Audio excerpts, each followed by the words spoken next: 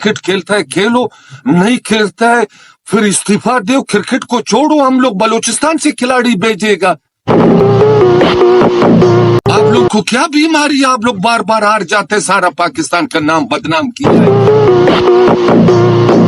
India भी हम लोगों से जोर है, अमेरिका भी हम लोगों से जोर है, ऑस्ट्रेलिया वाला भी हम लोगों से जोर है। यार अल्लाह को मानो, क्रिकेट वाला खिलाड़ियों ईमानदारी के साथ क्रिकेट खोलो, ऊपर लड़कियों को मत देखो, नीचे बाल को देखो। आप लोग इश्क करता है या क्रिकेट का मुकाबला करता है? ऐसा क्रिकेट वालों ने हम लोग को जीना आराम किया है। आज से बाद हम लोग क्रिकेट का मैच नहीं देखेगा। इतना नमाज पढ़ो, कुरान पढ़ो, दुआ करो, कुछ फायदा नहीं है।